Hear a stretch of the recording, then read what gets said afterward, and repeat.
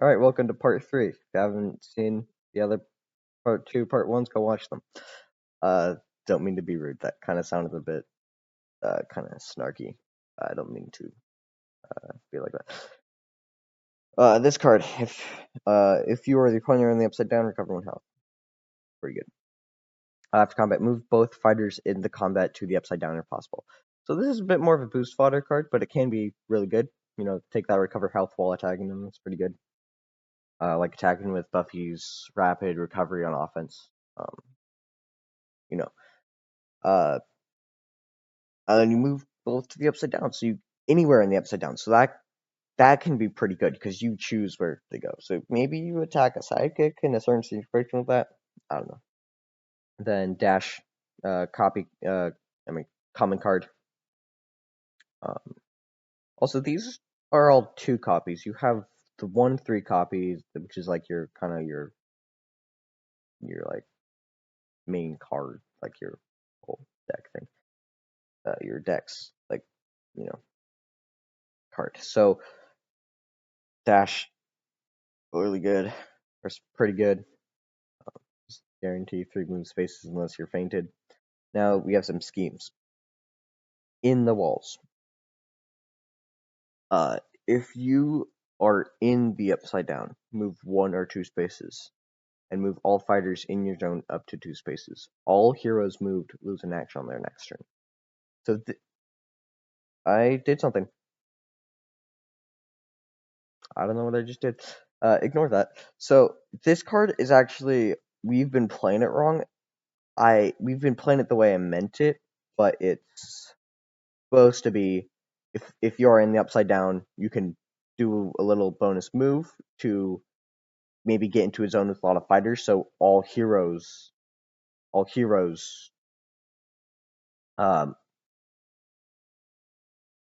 move. So you move into a zone with a lot of them. So you move them wherever you want, which is very good. Um, kind of set up your next attacks or something like that. They all lose an action. This is not supposed to lose you an action, but the way it is worded, it would. We didn't realize that until like a week ago. Me and Atlas didn't realize that. So I just have to add this. So you might see me going in and fixing decks like this quite a bit. That's just you make mistakes. That's a 2 copy, really good in 2v2. Um, that's like actually really good in 2v2. If I had draw a card, it'd be pretty insane since it's like a maneuver, but everyone else loses an action kind of. All right, another scheme. In the woods. This art is kind of eerie to me. I kind of like it for the vibe. I don't know. Move any gateway up to 2 spaces. You may move to that gateway if you do gain action. It's very good. Move into a dry zone, like on Memorial. You're gonna want to play that, and then you can move to it, get an action. So maybe you kind of put that into your plan with attacking. And here we're into the 1 copies. So here the 1 copies are so you have a 5 and a 5. So you have like 2 5s just with different effects. Then you have 2 3s. Then you have a 2 and then a 1, but the 1 has a bonus attack on it. So I kind of count those as, and the 2 has a, so I kind of count those as kind of similar kind of.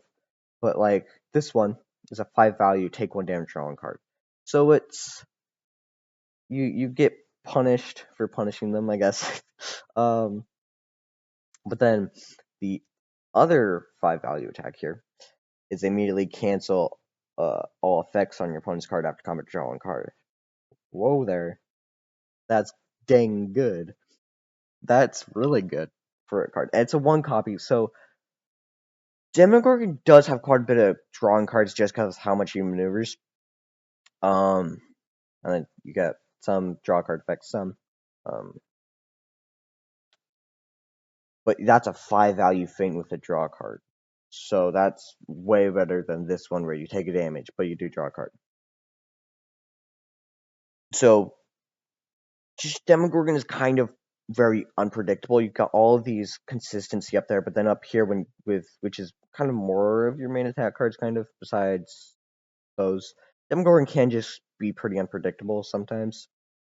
which is kind of what I wanted. So that's all good. Evasive Predator, 3 value attack. If this is your last action, move 1 space or to any gateway. So it's kind of like Swift Strike, you know, just go and attack. And here's Swift Strike, which is kind of like Swift Strike because it's Swift Strike. Sorry, bad joke. His own turf. This is 2 value attack. Add 1 during combat. Add 1 to this card's value for each fighter in the upside down, excluding you. So this one can be pretty fun to play. 1 copy. Demogorgon isn't too like competitively viable because Demogorgon can be counterpicked by a lot of characters in our meta and in normal unmatched.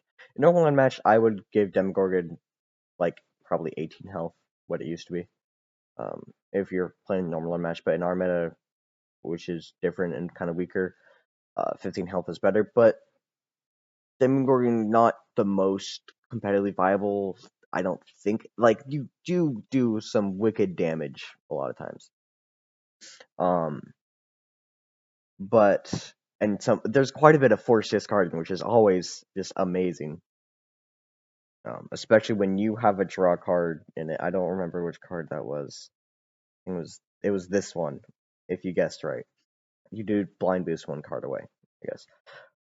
Still worth it. So this card can be fun, but it's kind of a if you draw it. Some of Demogorgon is like that. Like this one, it's a sorry,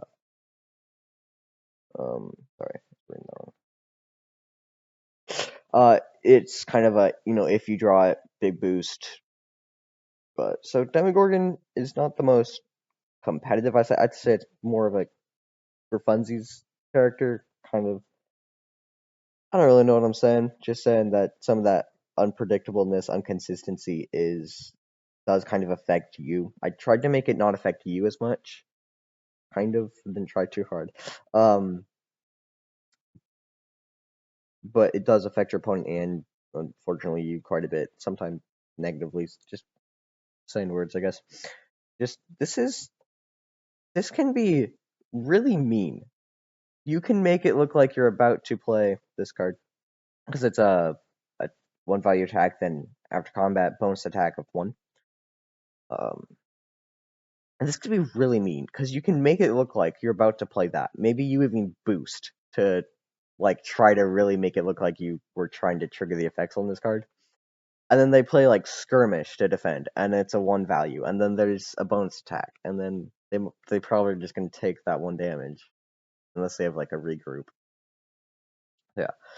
And then you have some 1 value defenses, which are all 3s, all 3 of these. Vanish and Strike, draw a card or move adjacent to an opposing fighter. That can be good. It is opposing fighter, not friendly fighter. You're playing 2v2, which is pretty good. I don't know if you want to move to like sidekicks and sidekick attack you. If it's 2v2, you might not move to another opposing fighter because then they could attack you when it's their turn. I don't know. Unless it's your turn. I don't know. Ignore what I was saying there. Sometimes I say words trying to get to a point and I just kind of fail. Unkillable. If you were dealt damage, heal 2. I love this card. It's so much fun to play. And it's so fun to see them get angry sometimes because it's like, it's just fun. Open wide. Move the opposing fighter 1 space. Just immediately. These are after combats, but that's an immediately move 1. That's good. So, and I'll get to this card first before I make any more points. 3 value defense. After combat, all opposing fighters in the upside down take 1 damage. All friendly fighters in the upside down heal 1 or draw 1 card. Very good card. For opposing fighters, heal teammates. You maybe have a bit of planning to set all that up right. So I only have a minute to talk here, but as you can see, a lot of offensive and some schemes. You do have your defense, but a lot of times you spend your actions either attacking or getting attacked when it's not your turn. So it kind of seems like Demogorgon might have a bit more defense than it seems, but really doesn't. As you can see, Demogorgon has pretty good defense values there.